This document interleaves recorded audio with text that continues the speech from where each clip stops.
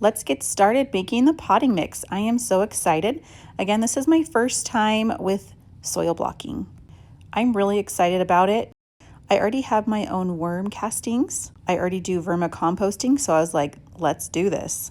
You're going to add 2 parts of vermiculite. The vermiculite helps with drainage. And then you do 2 parts coconut coir. I already hydrated mine ahead of time. The coconut coir is used instead of peat moss.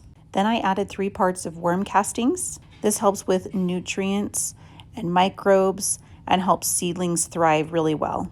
My husband and I sifted our worm castings out the night before. I'm going to have to do a separate video of that because we have a lot of worms and need to make some more bins. Then I added a dash of mycorrhiza. That is an inoculant. And then I also added a 1/2 part wool, and that helps for more nitrogen. You get the soil really wet, and then you push the soil into the blocker and push it back and forth, and then it just comes right out. It works awesome. It really didn't take me too long to get all of these blocks.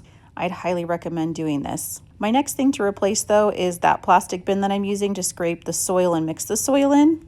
I'm hoping to replace that with either stainless steel or something wooden that I'm going to make.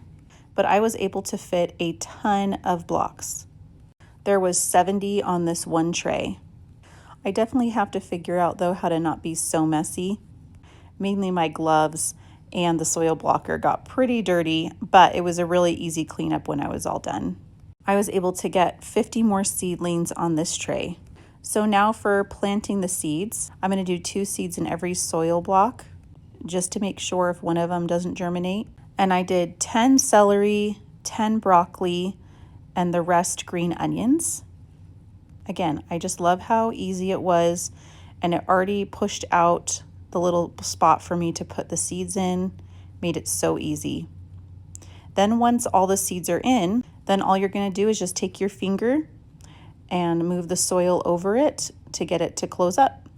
The next tray is onions. We love onions, and I did a lot last year and I want to do even more this year. They store so well in my cold storage, and then we don't have to buy onions. It is wonderful. After doing this, I definitely want to add another tray, and you can't have enough onions. But again, put 2 seeds in each of them, and then I just push my finger over the top for them to close up.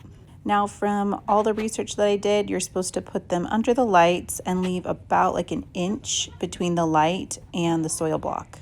You can cover it with a beeswax wrap, which I'm going to be making to do on mine, or you can just use plastic wrap as well. I'm trying to minimize the plastic I'm using, but follow along for part 3.